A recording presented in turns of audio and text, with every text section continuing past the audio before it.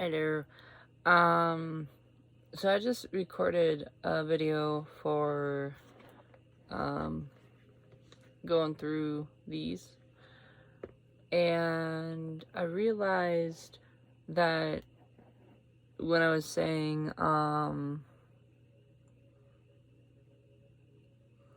see, my brain's all like scattered still from just life, but I realized, like, so I was talking about how I felt more gravitated to Kiani lately, and no one's gonna wreck me from Soho. But I mentioned, I remember, sorry, I'm getting really warm, except for Lido, and I felt guilty. Is like, so I got 2 of his cards, and he's even like looking at me, and I didn't mention him when I was like talking about the members, so I thought about doing something. I'm trying not to stress about time. So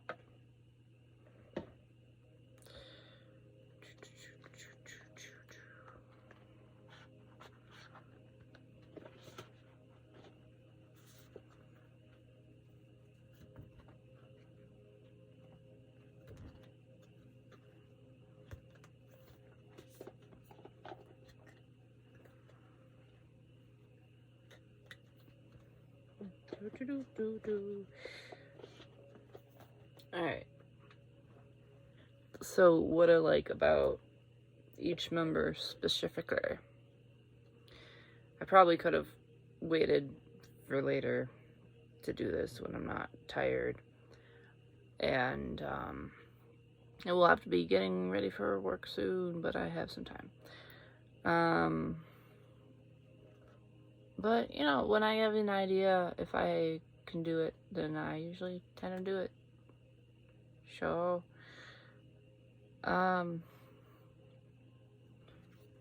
over-explaining myself again.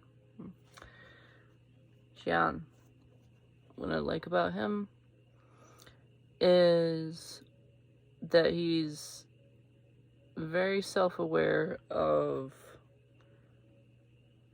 who he is, and it seems like he knows what he wants in life, and in a not very so complicated way. I'm so much better at typing than I am talking. But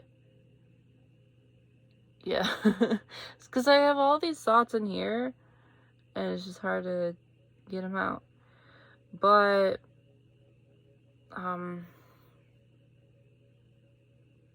see, I get tripped up with wording. I need to just practice not caring so much about what people are going to respond with, because as I talk, I think about things that, like, what other people might think immediately about what I'm saying, but that's not my responsibility. That's their responsibility to see past, like, what they think I'm trying to say into what I'm actually saying, rather than just assuming negative things, because I'm trying to filter myself for the fact that there's a lot of people with negative thoughts, and they don't self-regulate those negative thoughts.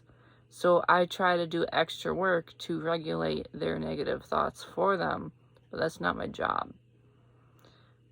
So, you know, bear that in mind, because just don't nitpick what I say. And, yeah.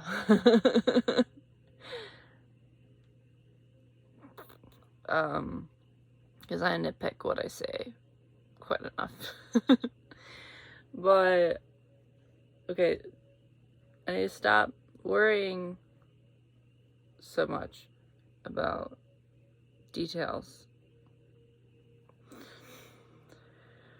But yeah, like, going on with that thought is I don't feel like Xion would have those concerns himself. He would just kind of say what he thinks and feels, and he's not rude about it.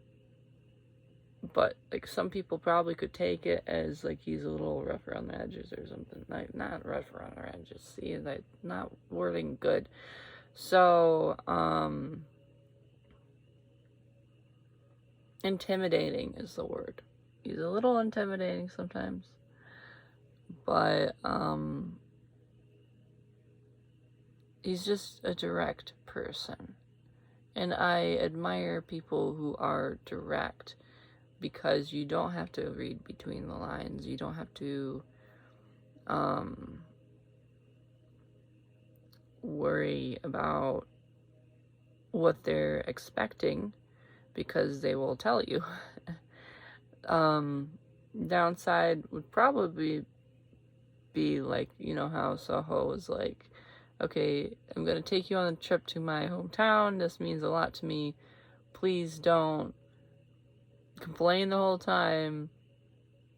You know, and stuff like that, because, like, you know, he says what he thinks, and it was good communication between them for Soho to be like, okay, this thing is, it means a lot to me, please respect it. And I think he did his best to respect it.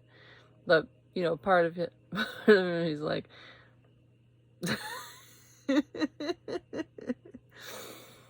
you know, but I think maybe partially for him to be my secondary bias is the fact that he is a lot different than me. He is more direct, and, like, I don't think he's rude for being direct, but I feel rude when I'm being direct, because I don't like criticism. As I say when I realize, like, my hair needs fixing. Criticizing myself, or ignore that. Peace. There we go. Excuse me. When I don't want to spend money in a hair salon because I want to spend it on other things. Alright. Huan was the first person I really noticed a lot. Even though as soon as I saw Saho, was like, he's my favorite. Maybe I should have started with Saho. Because he might come up a lot, because I'm filling any details, but so I got distracted because the music changed. Huan is very expressive, and this is too distracting.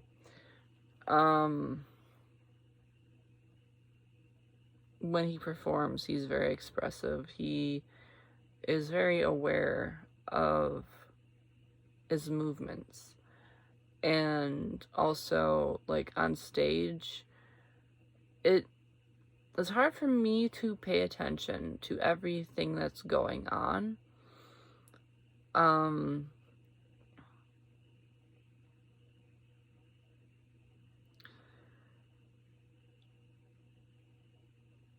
And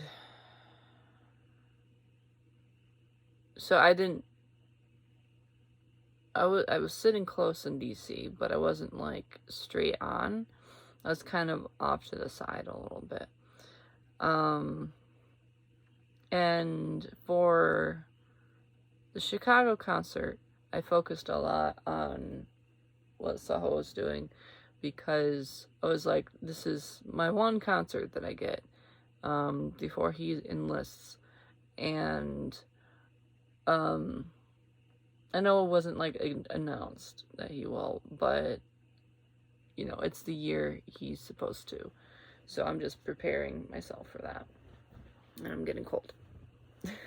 Just gonna put this on my back. Because if I put it on, I'm gonna be too warm. But yeah, so in DC, I made a point to watch everyone, because I really did want to watch everyone. It was just like, I'm being very precious about the moments, because I don't know what the future is gonna hold. So, yeah, so like, it's hard for me to focus, or I have a delay when it comes to intaking information. And you could say that's ADHD, but I would say that's because I'm introverted thinking, is I prioritize what's going on up here and what's processing up here before what comes in. So being an INTP, and I do waver and think maybe I'm an INFJ, maybe I'm an ENFP. Like, I do waver in that, but I'm pretty sure about being INTP because of, like, partially because of this, is, and I know I'm talking about myself too, and that's fine. But, see, I'm getting, like, self-conscious about someone being like, you're supposed to be complimenting the members, why are you talking about yourself? Well, go watch something else. Whatever. Like, it's an exchange. It's both. It's me being me and appreciating who I appreciate. It's not just, you know, for medical. But,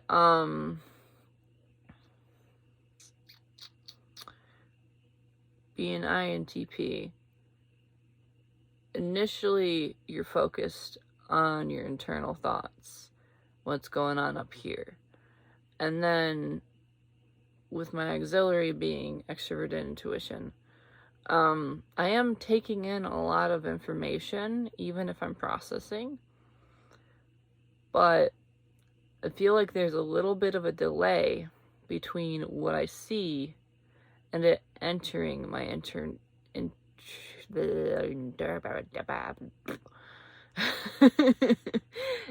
my TI. And I'm gonna shorthand them. If you can look up MBTI if you're confused. I usually like to lay out all the information for people because that's how I like to perceive it, but it's not me teaching you, it's me talking, and then it's 20 minutes in and I have only done one member, but whatever. But yeah, there's this delay. So being in the moment, I'm in the moment. So I'm not absorbing all the little details, and it's kind of hard for me to see people's faces, even if I have my glasses and contacts and stuff like that. I'm looking at the whole big picture. So seeing videos of Hwanung, now I'm circled back to the point. Seeing videos of Hwanung and his expressions is amazing, because like I have to watch more of his fan cams, because he's very good at just shifting. He's a good actor. It's shifting the mood to go with the song from like gentle to euphoric to almost crazy looking. And I'm thinking of one specific clip.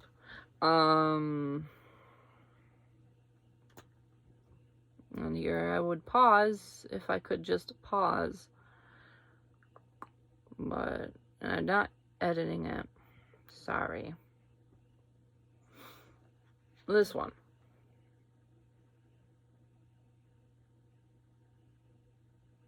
Like, calm, and then joyful, euphoric, and then just a hint of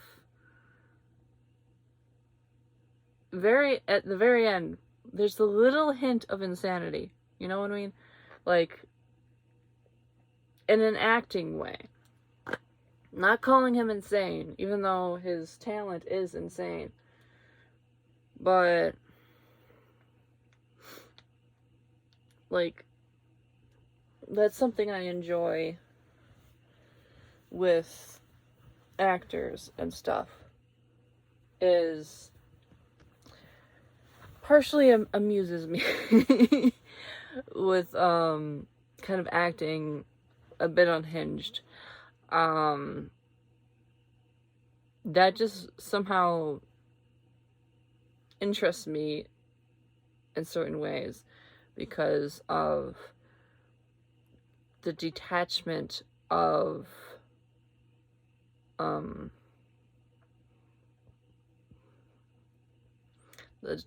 self and reality, which just seems like an interesting state of mind.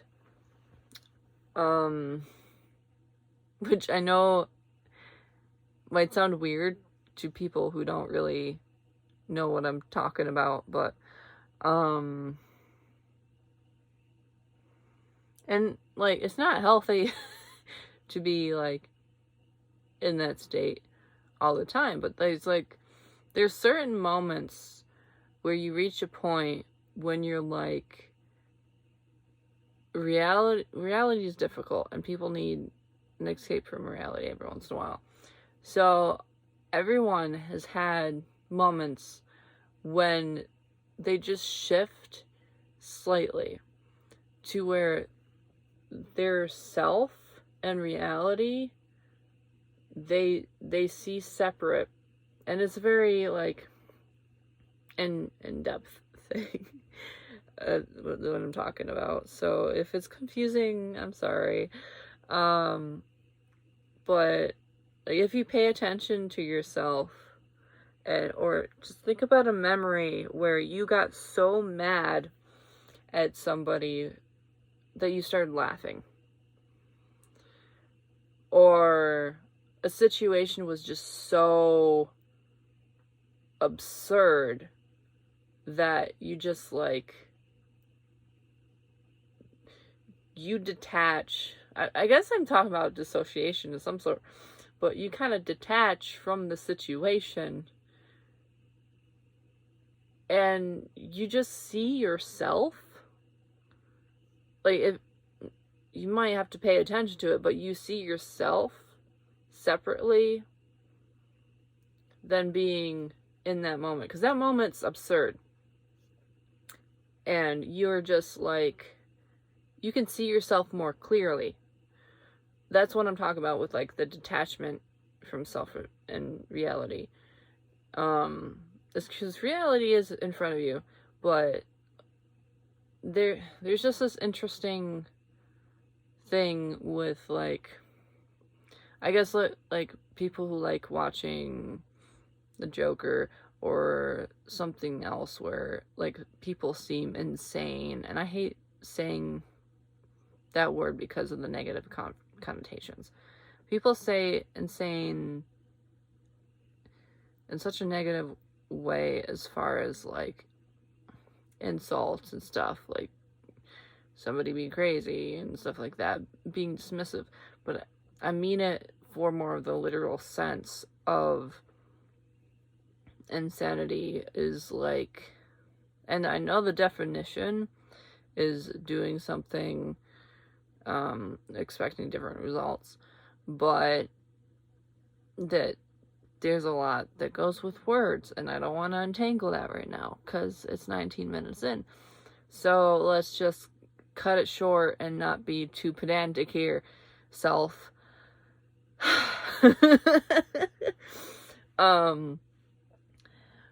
But yeah, there's like,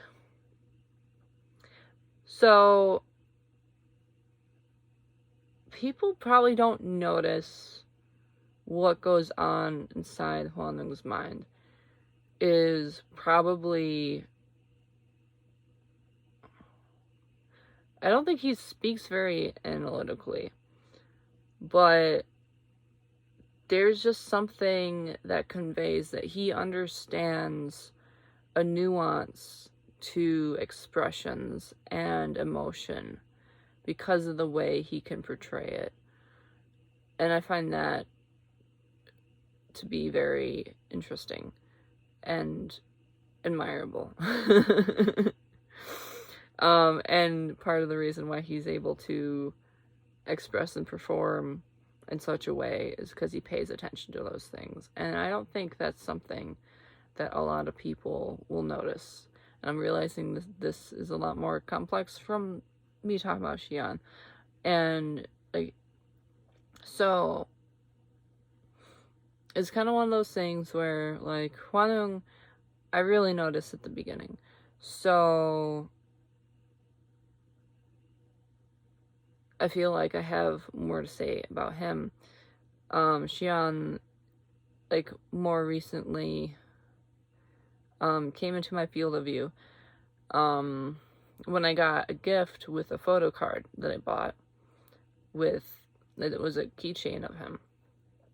And a lot of times I feel like pulled to certain people. And you can say it's my psyche, or you can say it's, you know, the universe, but I take both into account. So my psyche is like, I have something to learn from this person. And my spirit guides are like, you have something to learn from this person. I feel like it's a combination of both. I don't subscribe to one way or the other on a hard stance. So my mind's like, pay attention to Xi'an a little bit more. And there's things that I appreciate about him. And you'll notice that I'm not really talking about looks a lot here. I'm not talking about, like, what people would call superficial things. Even though, the way people look and stuff, that takes effort and also reflects their personality. But, anyway. Sir, I don't know, like, if you like MBTI, do I sound more like an INFJ or an INTP? I'd say let me know, but I don't know if I'm gonna let comments on here, because I'm still a little, K-pop is just a little, I will say, peace and love and everything, there's a lot of superficial, surface level, I should say, things that go on with K-pop, because there's a lot of aesthetically pleasing things that people are drawn to without putting a lot of thought into it, and that causes them to be more judgmental about things that don't even really matter in the grand scheme of things. So I like to filter out things that are low energy about, you know, just, and I'm not trying to judge people for how they enjoy things. I'm just trying to, like, kind of protect my energy, my mind, my perspective, because I have a lot of shit that I'm dealing with in here, out here, everything. I don't want to also take on somebody just, you know, like, my other video, I was very happy about getting the trickster stuff, and somebody called me cringe, which isn't, like, that bad or anything, but it kind of irritates me that people take their time to just, you know, kind of complain about things. And yeah, that person was probably just, like, a teenager or whatever, but, like, I'd like to have actual discussions with people without them just, like, subscribing to this I don't know, like, they take on the behaviors of people that they see, and that's a normal human thing. But, like, there's a lot of immaturity that follows with a lot of that. Part of it is actually literally age. And, like, a lot of people be like, aren't you too old to be into K-pop? Well, the thing is, these are grown men who are close enough to my age. Sorry, I think it's not a dot in there. That's not, like, part of the picture, but it's part of the printing. But yeah, like, so, yeah, sure, I'm too old to have a crush on Xian. I don't have a crush on him. I have an appreciation for who he is as a person. And the same way with all of them. I have a mature understanding for who they are, what they do, their art, their lives, and what they choose to share. And that's a lot of things that people don't think about when they're like 15, for example, which is fine because you have your own things to deal with. But also, don't be rude to people just because you're a child. You know, like, you're too young to like these men who are 25 and older, in my opinion. But I'm not here to judge you. I'm just here to be like, yeah, if it was real life and you knew them, then I'd be a little concerned. But they're just idols, you know. We all had actors and stuff we looked up to when we were younger. And that's just a human thing, is to be attracted and interested in people, and also for people to look at those who are older for influence. What's a better word? You know what I mean. This is what happens when I actually unlock my brain box and speak what I'm actually thinking. I'm not coming for anybody. I feel like that's a little, that came off a little intense. But yeah, I guess those are just like some thoughts that I've had kind of locked away that I wanted to express. And it took me 8 minutes to do so. But I forgot why I even went on that spiel. Pretty much, like, I was just like, I don't know if I want comments on my videos. Because I don't want any of that bullshit.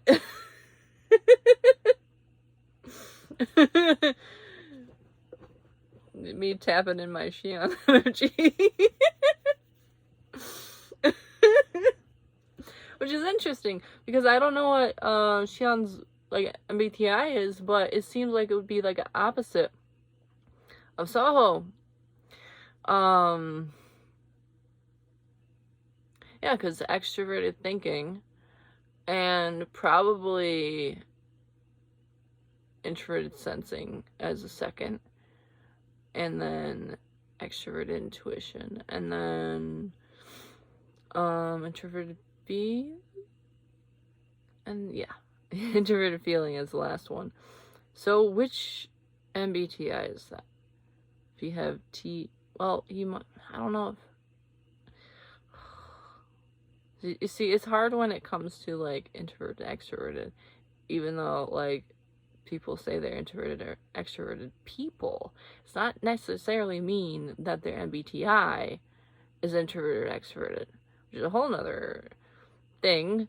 And like, I think my analysis of Leto would be, he would be an ESFP. That doesn't necessarily mean that he is very social, but that's because he like, I know he had a lot of problems with not being able to trust people, in the past, which is why Ravn was like, please take good care of him. And people seem to forget that Ravn really, like, backed up his friends all the time and was supportive of his friends.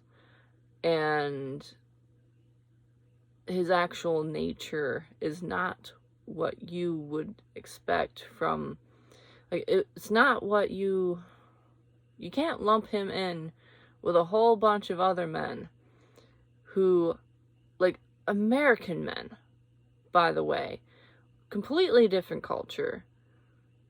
People, because of falsified information, people automatically go like, this lump of types of men who are disgusting, he's in there now. That's not reality. And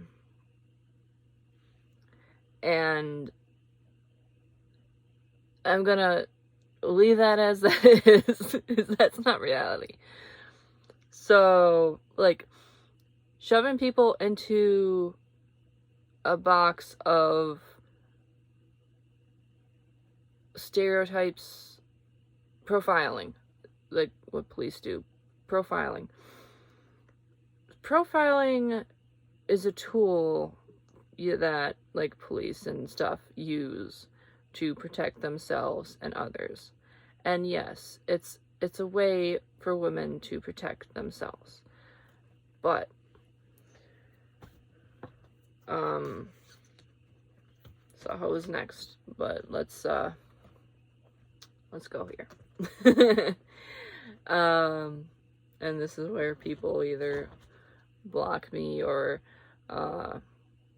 tweet out my video about, like, how horrible I am and stuff like this and whatever. So let's talk about Ravn. I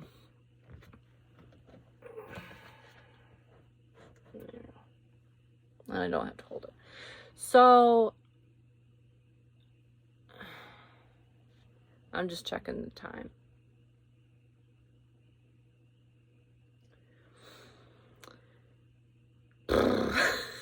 I feel like I need a whole different video for this. So, at the beginning of me getting into Oneus, the one song that kept sticking in my head is Black Mirror. It has a lot of meaning for me, and for various different reasons. One of them is dispelling a black mirror, and that was kind of a situation that made me very nervous. And so, like, trigger warning if you're afraid of people talking about spiritual things, as far as, like, slightly darker sides of things. I'm not gonna get too into it, but anyway, so I don't want to give it too much power by talking about it, but there was dark energy attached to a black mirror. I prayed, asked for guidance. I had an altar for the Angel Michael and Archangel Michael. I don't want to call a doctor a sir. You know what I mean? But so that was a whole experience, and I'll just kind of leave it there. Is like, I asked for protection. I did things carefully. I still am kind of nervous about the whole thing. But I trust the angels and you know, higher beings to yeah. So when I had the song Black Mirror stuck in my head, and by the way, I cannot watch that TV show. It upsets me. As you can tell, I analyze things to dust. And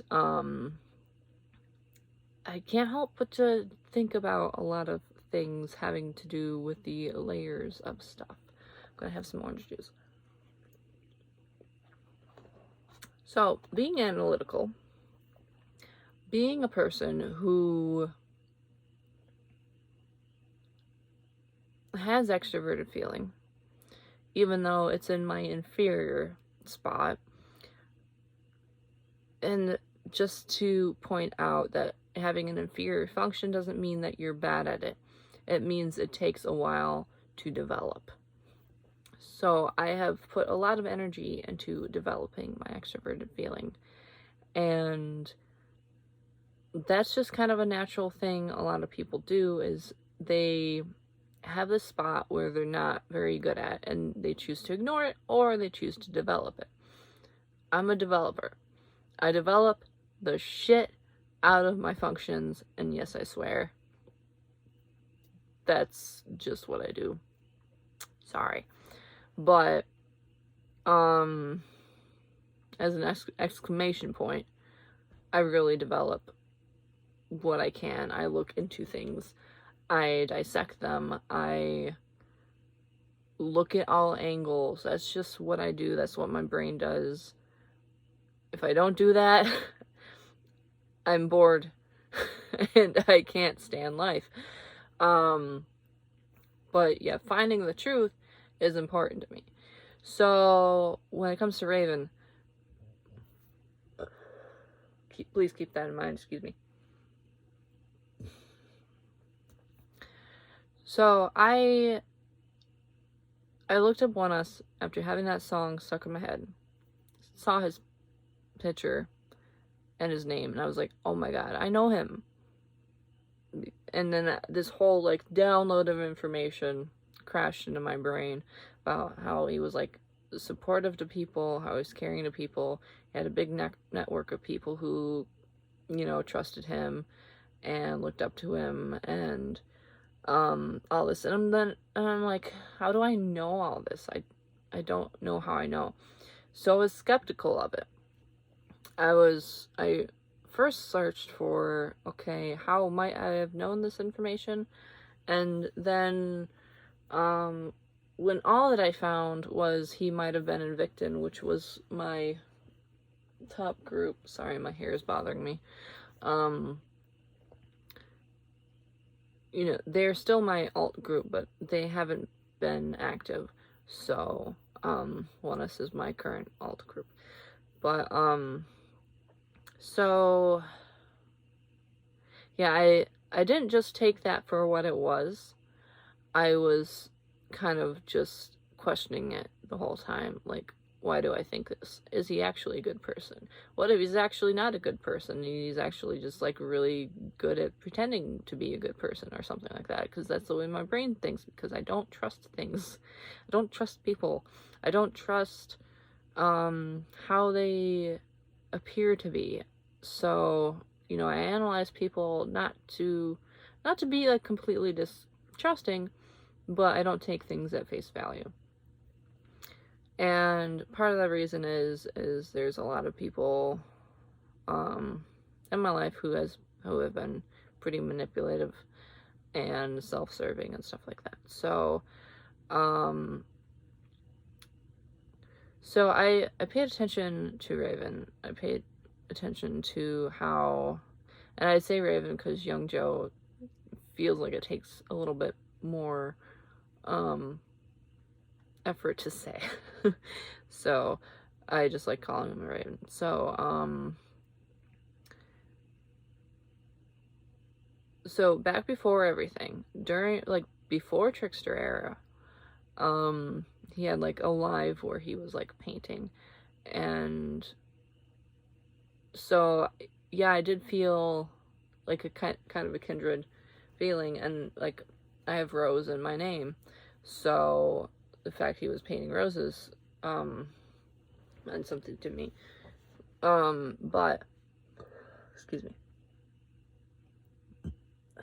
me, as an INTP, having introverted sensing in the child position of like So that's tradition and loyalty and stuff like that. So I'm not, it takes me a while to become loyal to somebody, and it has to be tried and true, which is something I love about INTPs, is they will generally have a standard level of respect for people, but they won't be loyal to them without a purpose to be loyal to them. Big point on that is Soho. He used to be the type to shy away from affection and stuff like that. He is cautious. He protects his emotions because of that extroverted feeling of being in an inferior position. You protect your emotions because you're not really sure how to deal with them or deal with other people's emotions.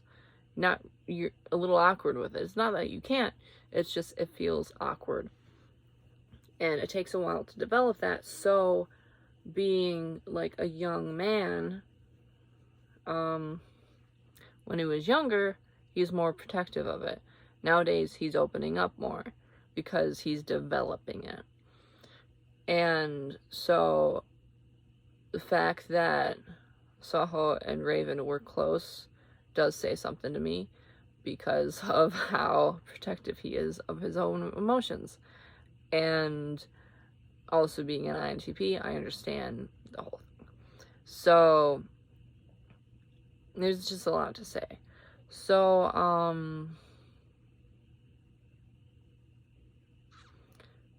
I paid attention to how Ravn acted.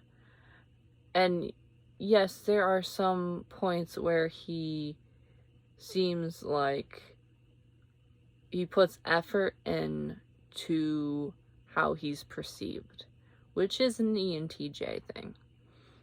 And if you look up ENTJ stuff, I'm not gonna get into it. Just make sure you get proper information and not just like surface level. So in a way, that's part of networking. That's part of the job. That's part of the personality. That doesn't mean he's inauthentic. That just means he is putting on his stage form. The way he, like, poses for the camera and stuff like that. If people perceive that as being inauthentic, please understand that that is just his way of doing his job. And he's been a model since he was a child. So he has himself that he has behind the camera that he doesn't share because he wants it for himself. He wants it for those who are close to him. And that might come off to some people. But it doesn't mean he's actually inauthentic because he has a bit of a persona for his job. And this is how I see ENTJs as being, is they do have a deeper level that is more protected. I'm thinking about the cognitive functions. Because, yeah, it would be introverted feeling. So, an introverted feeling would be an inferior position. So, much like Saho, who is protective of his feelings, he still shows them because, like, when he's uncomfortable, he laughs or he puffs his cheek a little bit. He expresses it because it's extroverted feeling. You express your feelings even if you're protecting them. Now, introverted feeling, they have feelings and you mostly see it in their eyes. And you won't see it with their expressions. So, for him to portray himself, he does have to think about his facial expressions before he kind of like does something. And that goes along with, like, being a model since he was a child. So, just to get that out of the way, is that there are those nuances where he might seem like he's performing. That's his job. Now, when he's not performing, you can still catch it when he's being filmed, when he's with everyone. When his eyes are locked on somebody while they're talking, you can tell he's locked on, he's focused on them. He is putting importance on them. And that's an NI thing to do, is to be more locked on. And yes, people with NI can be iffy, but like I said before, it's what you decide on developing. So his decision is to develop how he cares about people. Not all ENTJs do that, but I see that he does it. And you can see the way he moves his hands, and that's part of the reason why I'm using more, is like I'm kind of tapping into, you know, his energy, personality. So like he'll use his hands to kind of like show that he cares. And he's very gentle with the other members, and he is conscious about not stepping into Soho's bubble. And there might be some times when, you know, like he'd put his hand on his shoulder or something, and Soho would be like, you know, when you're an INTP, you're in your own world, and if something brings you out of that world, you kind of like, stop distracting me, you know? But if you look at the videos over time, you can see how Soho becomes more and more comfortable with Ravn. And so, like, I'm not basing my opinions on Ravn because of Ravn's own actions. I'm basing them on how everyone reacts to them. And when I'm looking over here, I'm looking at myself on the camera. The camera's over there. I don't know why they didn't put the camera on the top. Whatever. But when it comes to a person that you're not sure about, look at the people around them.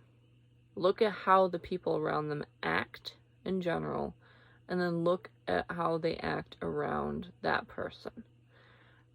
And everyone smiled a lot and was comfortable and was happy when he was there.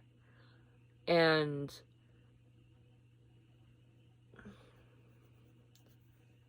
sorry. Both itchy and trying to think of wording, but the things I like about him is that he makes people feel comfortable around him. And even though, like, even I would be, like, kind of, like, say if I was in a room around him, I would feel a little bit on edge, only because I am uncomfortable with affectionate people. Because I'm always like, what are their motives? Like, why are they being affectionate? Why are they being agreeable? Why are they being, you know, this? Are they trying to get something from me? Are they trying to persuade me in some way? And, my alarm didn't go off.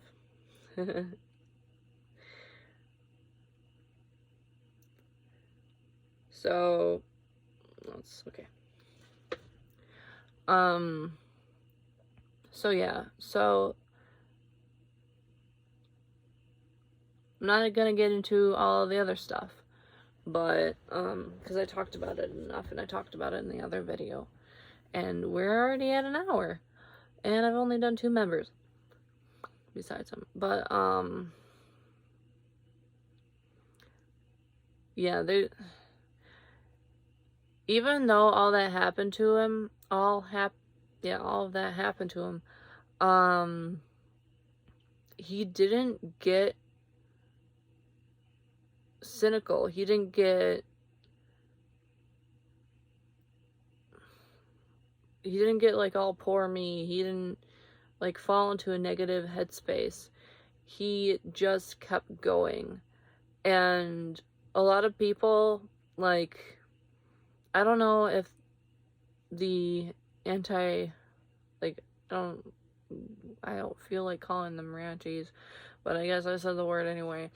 But, like, even though the people who are against him, I don't know if they see his work at all. I don't know if any of them are curious as to be like, okay, what is this guy that I hate doing now?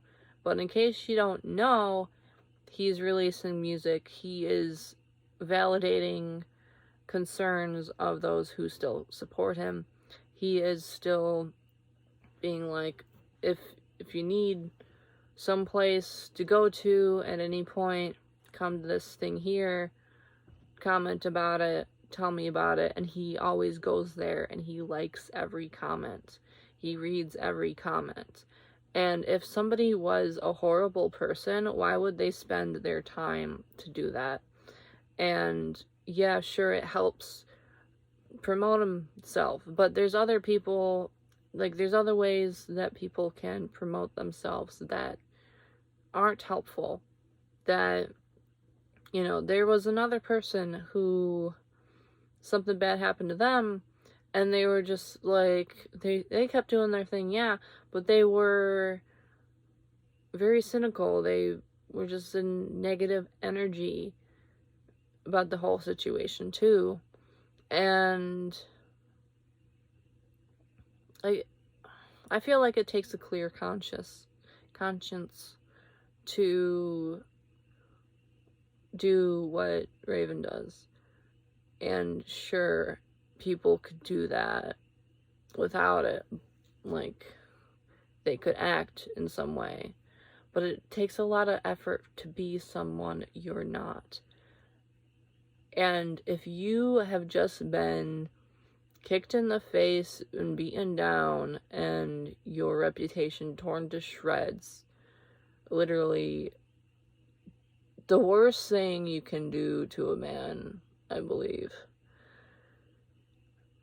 If that happens to you, you don't have the energy, probably for a couple of years, to not be yourself.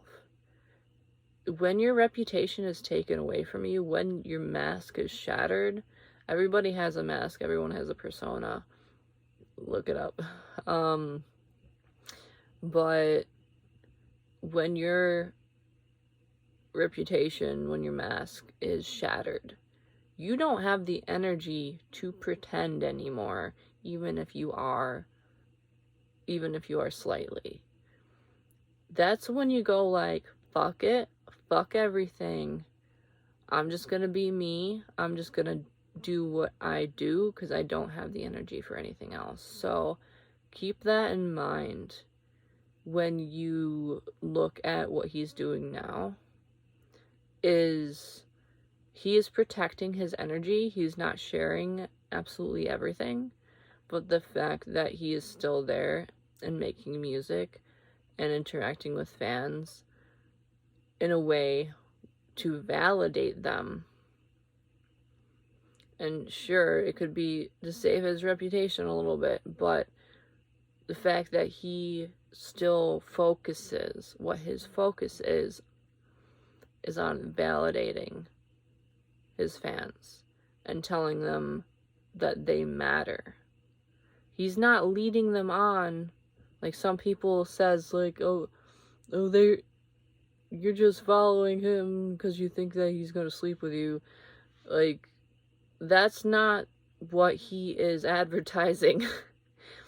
He is not trying to be all sexy right now. He's not trying to be, you know, all that. He is just focusing on the stuff he likes.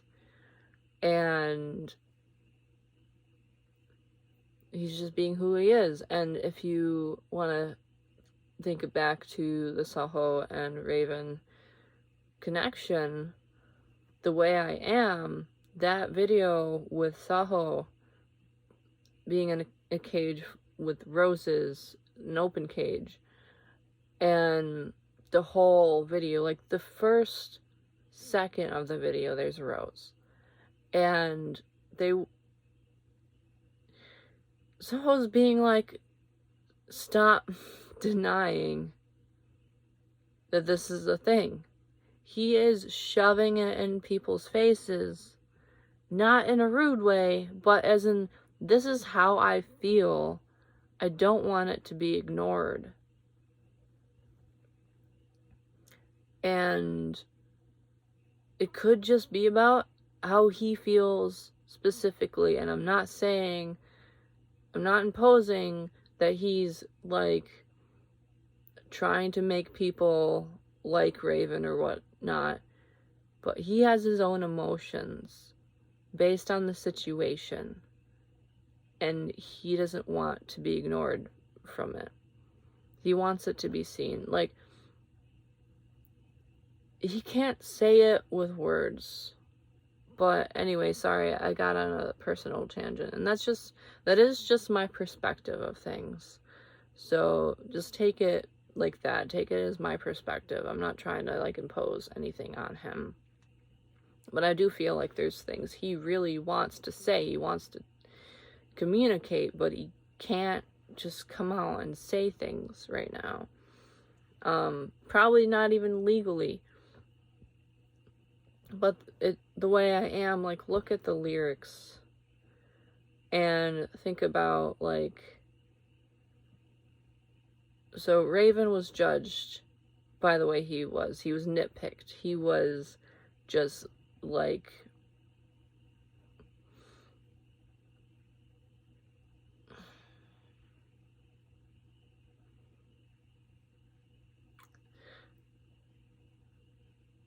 I was trying to think of a wording for something, but, like, but, yeah, like, Soho, he has a fear of being abandoned, and you can tell that from the video where everyone is ignoring him like he's not there, and he starts crying. And, like, people get concerned when he cries because he's a happy person. He's not a person to dwell on things, but that triggered him in a way. And so when somebody who worked alongside him was triggered, or not triggered, was attacked in such a way, he's gonna feel vulnerable. And so part of the reason I do support Ravn is to support Soho, because I don't want him to think that I would discard him for lies. And I literally, for the January concert of last year, I should not have gone. I spent every single cent to make that work because I wanted to be there for Soho. And yes, I wanted to be there for the other members, but Soho specifically. My heart was like, I need to be there for him, to support him. And they can't be vocal about everything they're feeling. And, like, if you look at what Oneus doing right now, and they're releasing, like, promotion videos with roses on fire, and videos of them all being in absolute pain. If you look at that and you deny that's about Ravn's situation, think of it in the way of, let's say, for the sake of the other side, let's say he did do something wrong. That still would, like, tear them apart because of how much that he means to them. And when somebody you care about does something, and I'm not saying he did anything wrong, but even if he did, when somebody you care about does something you don't agree with, you have a couple options. You can abandon them completely. You can look at the situation and see if there is possible misinformation or miscommunication. And then you can also, like, there's also the side where you're loyal no matter what. But there's also a side where you're like, you need to process everything. You still care about them, and they still mean the world to you. So, one way or the other, like, I don't think he did any of that, really. Because I know women who intentionally make up stories about men that I know for a fact didn't happen because I was there the entire time of that situation.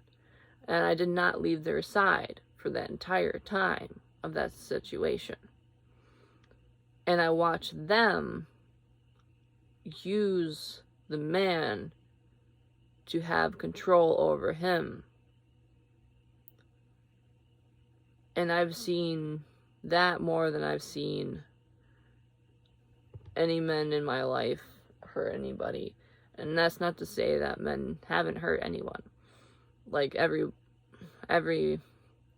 woman I know has some instance where they have been in upsetting situations with men. But I see it both ways because I've seen what women are capable of doing with my own eyes. So I'm not just denying that. And also, I want to make a point that I'm not actually physically attracted to him, which seems like would be a lie, but it's just the truth. Is I'm actually kind of jealous at people who are physically attracted to him, because he is attractive. He is very good at being romantic and stuff. That's part of his personality. But and if anybody's reading my eyes, I just saw this thing like recently where they were talking about eye movements. I've seen a couple things where it's like they have a whole graph of eye movements and stuff, and I'm learning about, like, being high functionally autistic. And also I saw a video, NEIs versus NIIs, and me trying to figure out if I'm an INFJ or an INTP. I paid attention to that because he was talking about NEIs. They're very active.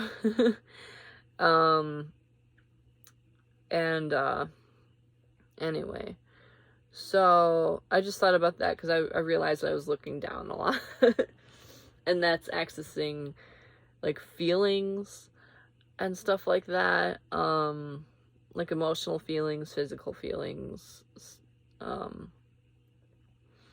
if I'm looking down a lot, I'm, like, accessing how I feel about everything. But yeah, like, I can appreciate in an art form, like in some of the photos where Hwanung is just like, the photos are good, like the pose is amazing, facial feature, like, everything's great. I'm not, like, physically attracted, in a way I would, like, want to smooch him or anything. Like, I'd give him forehead kisses if he wanted.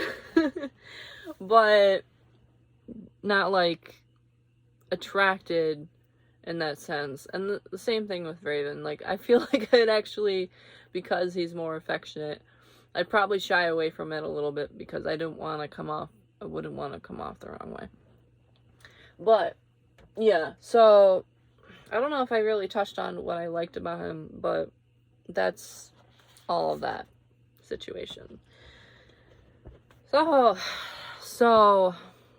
an hour, and I know, got a lot. I know it sounded like I said Saho, not Saho. Saho. See the difference in my mouth? Saho. Saho. Okay. What I like about him? Everything. Next. Like, I am physically attracted to him. But not only physically attracted to him. He's very smart. He's very charming, cunning, witty. He knows how to work a camera if he wants to. But he doesn't feel the desire to have to come out in a certain way. He has mentioned that he does prefer wearing makeup because it helps him feel more confident and stuff like that. And, like, I think he likes being in a dress for the sake of, like, dressing up. Which I admire because, like, when he wore the Elsa costume, he got excited for it because he was excited to, you know, do something that was different from the norms. He wore the dress for Halloween, the Squid Game character. And, like, that's when I first saw him, is when he was in that video. And I love him in a dress. I like, absolutely do. And I'm not trying to feminize him, whatever the word is. But, like, I love how comfortable he is with doing that. I love how he doesn't care too much about,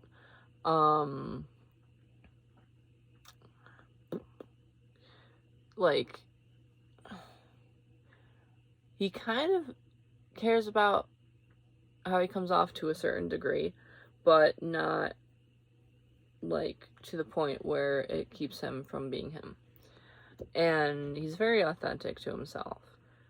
And just funny, charming, just...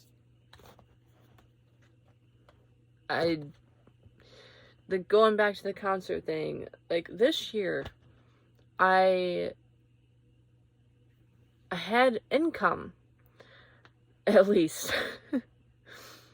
But I've been at a very rough spot, so for me to spend nearly $800, roughly, on the concerts that I went to, and I got really lucky with going to DC. Very grateful. But I would not have done that for anyone else. Like, to be honest, I don't know if I would have done that for Victon. Probably would have tried, but I put aside all of the things that made me scared, all of the things that had me worried, and all the things that I doubted about myself for the sake of seeing him. And I've transformed a lot for that. And, like, I was like, okay, I can't be just stressed and worried the whole time. I can't be negative. I can't just be, like, doubting everything. I became the best version of myself, And, like, part of it, like, I wasn't used to going and meeting people and stuff like that. So I was a little uncomfortable with having, I would say, the responsibility of meeting up with somebody. I say responsibility because, you know, you have to align your times, you have to align plans and stuff, which I'm not very good at. And I didn't want to be counted on for transportation and ride and stuff, because I didn't want to fail at doing so. I also don't like things imposed upon me. But I will say that the person I met up with, I don't feel imposed upon so much as, like, I just needed to practice on being comfortable with having other people to take account for, because I'm not used to that. I'm not used to accounting for other people. And I care a lot, but the thing is, like, where I put my energy, I put almost all my energy into. So it's kind of hard to kind of divide that up. But I probably wouldn't have met up with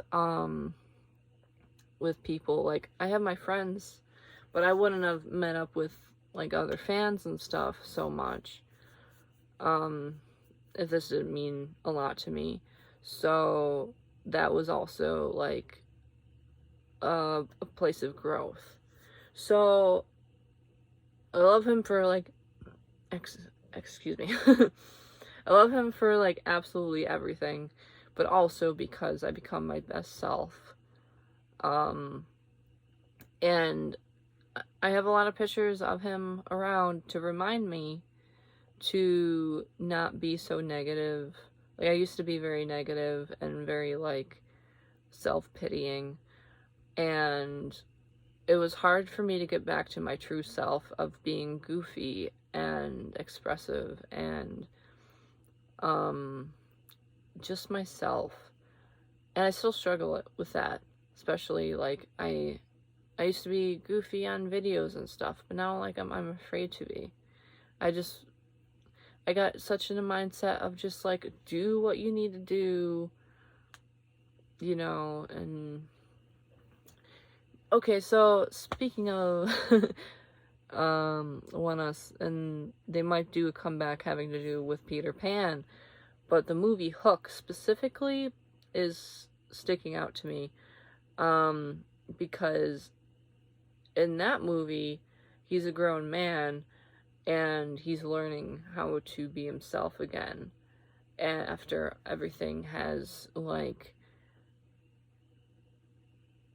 made him grow up in ways where he needed to focus on responsibilities rather than spending time with his own kid and having fun. And I feel like that's what this next comeback's gonna be about. But yeah, so I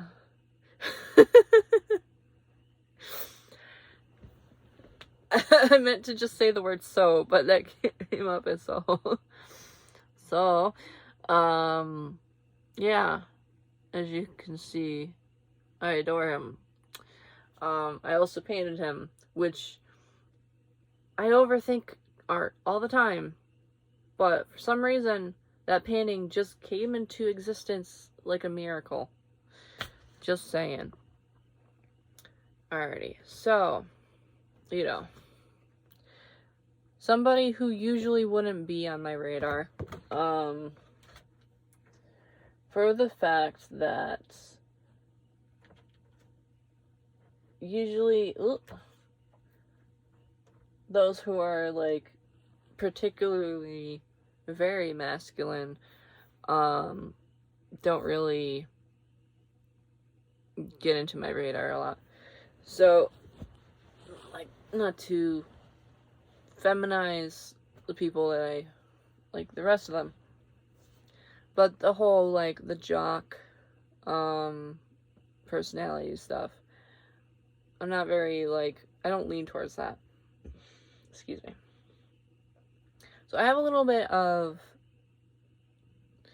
I feel a little guilty because, like, I don't focus on him a lot. And that's kind of part of the reason why I started this video, and I didn't intend to go off on so many tangents, but that's just the way it happens, and I value my thoughts and experiences, so I'm not gonna feel guilty about that. But so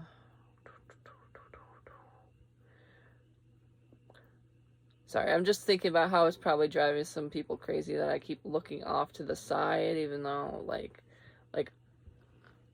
even if I move myself over here, I was still looking off to the side.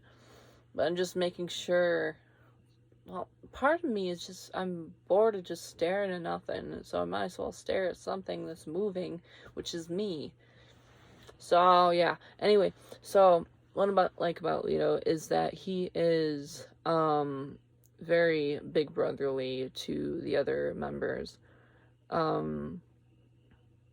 He makes time for fun, and he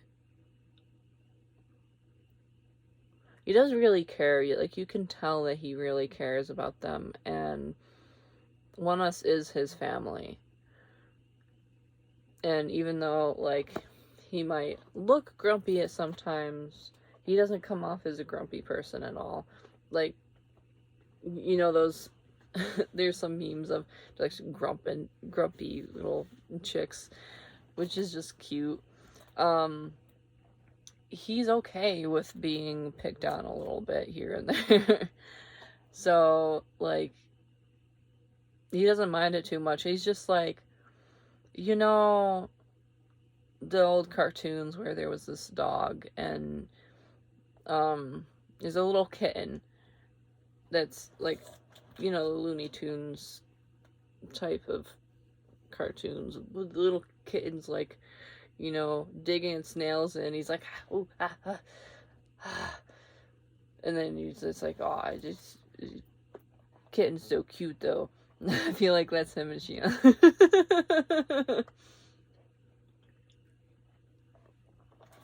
So,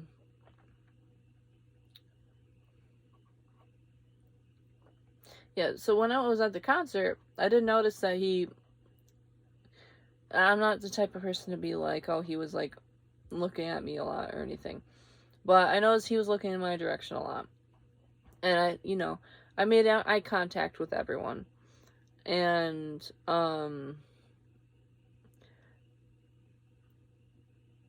so I don't know if I appropriately appreciated the moment, with, like, the attention he was giving to the fans and stuff, because it was more subtle, and he's not, like, a go-to type of person for me. But I absolutely love when fans go wild for him. I find it so adorable in a good way. Like, I'll never say adorable in a negative way. I hate when people do. Like, I hate when people use words that are actually good words to, like, insult people or something. But yeah, like,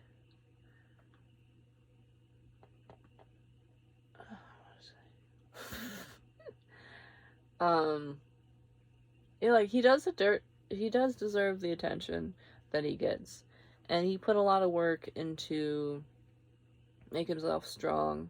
I feel like he did that because he feels like he wants to protect others, and I do appreciate that, because it's not easy building muscle, and I'm trying to myself. Like, and I enjoy going to the gym. It is a little difficult. Though, but it's not just going to the gym, it's also, like, what you eat and a lot of things you put into your routine. But, like, I definitely appreciate that he's there for everyone. And I feel more comfortable with the fact that, like he's strong enough to take care of them all physically if they need it. And it's very hard to look into him in an emotional sense because he doesn't show a lot outwardly, but you can see like little nuances of how much he cares and stuff. Like it's hard to read him in some ways. Not that he's a complicated person, but it's just kind of hard to read what's going on in his mind and stuff. Little flies. But yeah, I think he's a big sweetheart. Big old teddy bear.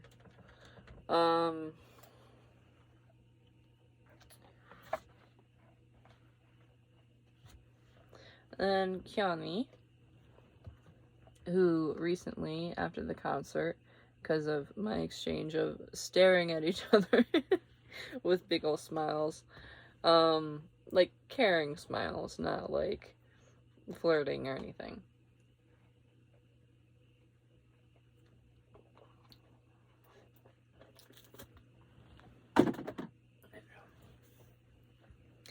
So, Kiani,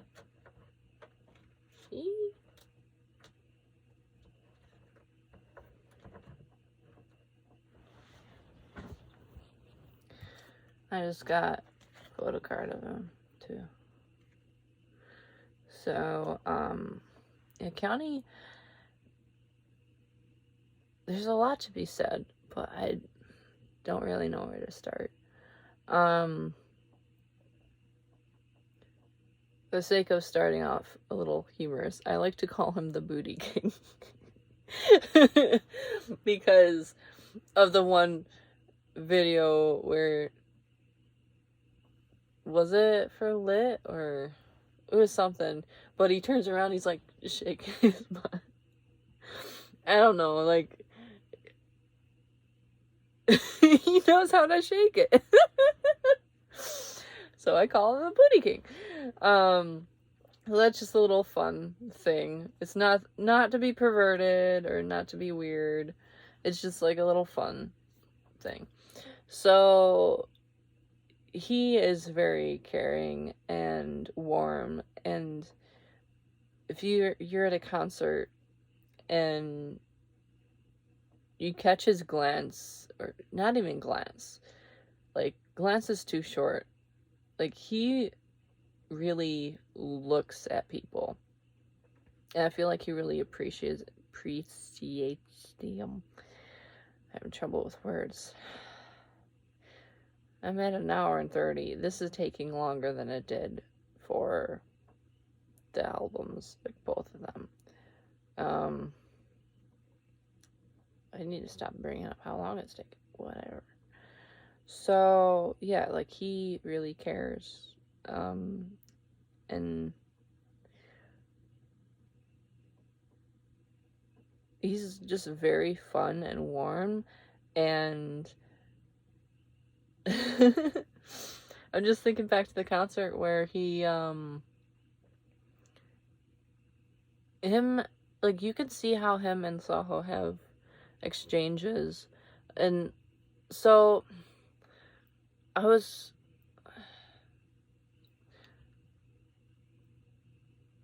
there's something I want to say, but I kind of want to just keep it for myself.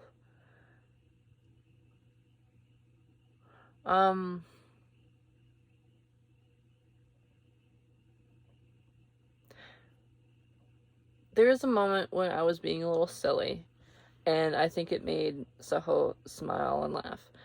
And then Kiani kind of had a reaction to Soho being like smiley, which warmed my heart.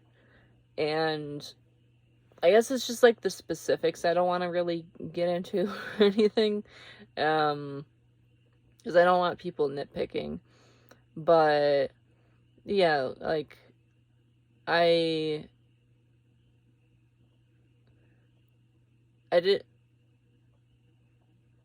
I was, like, at the DC concert, I was letting myself be silly and stuff, and, at the January concert last year, I, like, without interrupting anybody, I would, like, say, like, jokes and stuff, and they, like, responded to my jokes, and that made me happy. So, like, when I was being, like, goofy, like, during the upbeat songs and stuff, excuse me.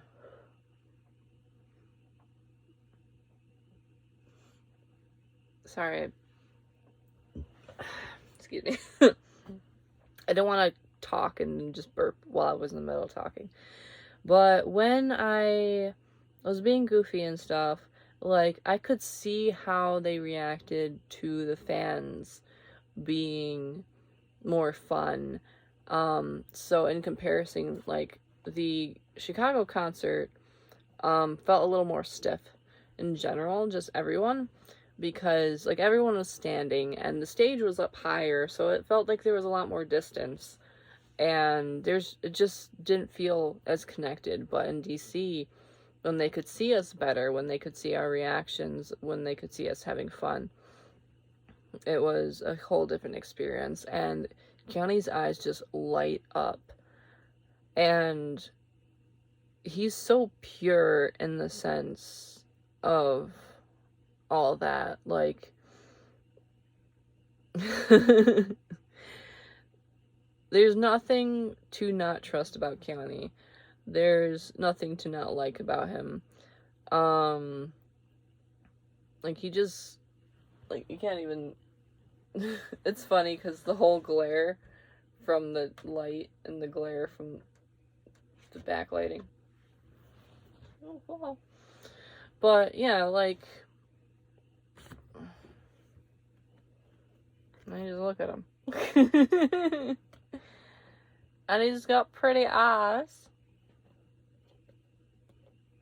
And, like, he's very unique in his own ways, and see him warm again. And I feel like there's more to say, but I don't know the wordings. I just really appreciate him, and recently I'm growing into a little bit more, like, a newer appreciation for him. And I'm, like, so, at the end of all this, Oneus as a whole, and, like, quite literally, Oneus as a whole, like, one us, their whole thing. So, that made me laugh because I paused at the wrong spot.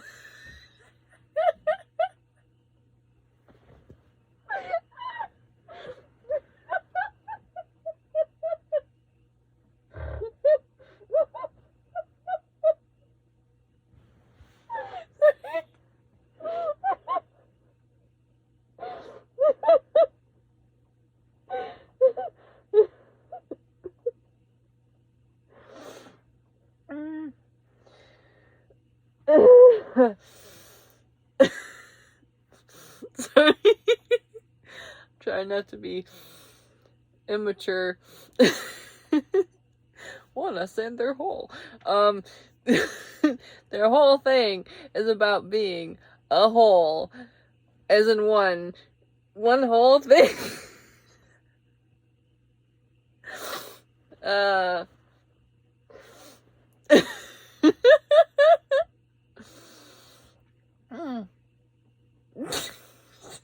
The giggles now. So, they're amazing. But there's also a lot of depth into each of them.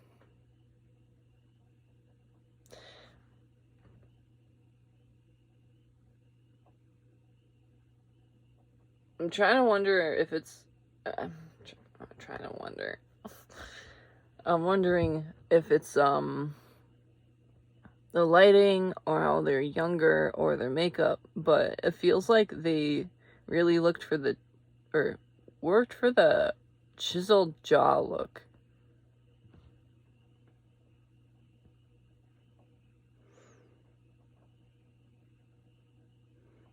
Anyway, I got distracted. I'll put that away.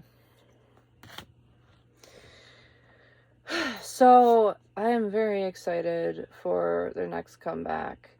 I don't know if it's going to be their last one with RBW or what's going to be happening with that, because I don't think it's going to be their last one completely. But so Soho's going for his enlistment, and then in 2 years is when the contract is technically up for reevaluation. And my thoughts is they might go all together to enlistment, because they already had a taste of what it was like without Soho, and I'm sure it wasn't a pleasant experience. Well, also because Soho was like injured too, so and that raises like concern is like, what are they gonna do for his enlistment time? And maybe there's like a slight chance that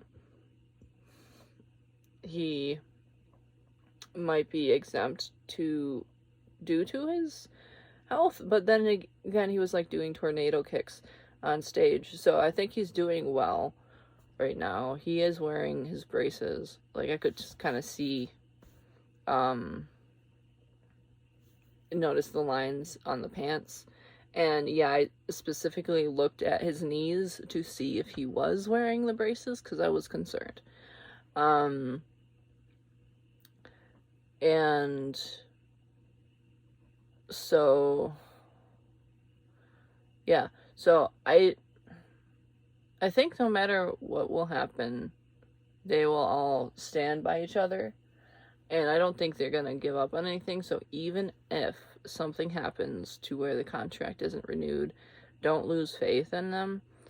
Still support them. And just hold on until whatever the future brings. But I would think, like, as a company, I think RBW would, if the members wanted to continue the contract, I feel like they would continue the contract because of all the awards that they're winning, and they are putting a lot of effort into like them, like the world tours and the promotions and everything. And Oneus, I believe, are doing very well right now. So I don't think it is a matter of them not meeting a mark. I feel like with Victon, they might have been thinking in terms of not meeting the mark, because unfortunately, like, Victon are amazing. Like, I love them. I didn't see them winning a lot of awards, unfortunately. And that makes me a bit sad. But I still have hope for Victon, because I believe in Sunsik, and when Sunsik comes back, I believe that he will work with who wants to still work together. And Sejum is back on like the 14th of December, so I'm just gonna have to see then. But yeah, like, I want to continue supporting Oneus, and I will say they take up a lot of my time, my energy, my resources, to be honest. Like, and that's my decision. I have spent a lot of money on Oneus alone, and 2 comebacks a year, it feels like a lot for me, just to keep up with financially. But doesn't mean I want them to stop at all, ever. But yeah, like, there's a lot to be said of them as a whole. And I know some people will be like, respect their wishes as them being 5, but I guess we'll just see what happens with when we get more information about Ravn, because we will eventually. And I believe it's soon because of specifically Wonwee and their comeback at the moment, and then Saho with having a video full of roses. I just feel like, we'll get some information. And if by chance, it does come out that Ravn has made some mistakes, I will evaluate that when the time comes. And I still stand by the fact that, even if, let's say, like, the truth came out for one thing, it doesn't mean that all the rest are true.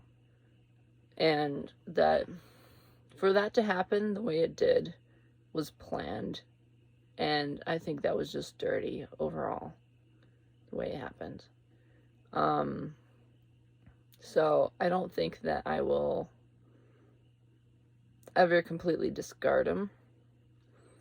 And I don't think it's right for people to have that mindset of absolutely discarding a person. Because if you do, even if they did something bad, then you're just helping create the monster that they are called, Like, I don't believe that he would ever be a bad person. But that mentality is why people don't get better, why they don't search for being better people, and they don't develop to be better people. There needs to be at least some bit of a chance, some bit of a reason. And to annihilate all their chances is to annihilate giving them a reason to be a better person. That doesn't mean accept them completely if they've done something wrong. Give them something to work towards, of course. But cancel culture needs to be, it would be fun to say cancel culture needs to be canceled itself. There's times when that force is somewhat necessary, but when it's at one specific person, it just doesn't feel right. And I think cancel culture needs to have a limit. Like, you need to realize when you're just trying to have power over other people in the guise of doing the right thing. Because it really does amount to just having power over people. Just because you can sometimes. For the littlest things. And yes, people need to be held accountable. But holding them accountable doesn't mean you destroy their existence. It used to be lynch mobs and hangings and beheadings back in the day, and now it's this, which is less lethal. But you still have to realize that it is still very dangerous, and we need to let people rehabilitate themselves, because people are hurt and they're not being raised with loving and kindness, and also on top of loving and kindness with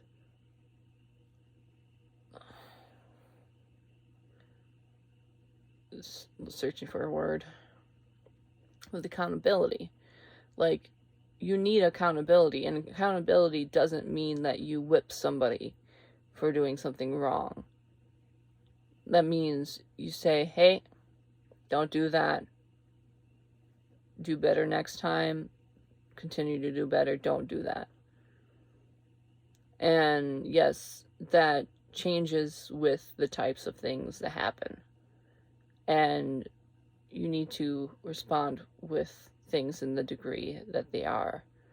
But you need to look at things that are hard to look at to see what that degree is.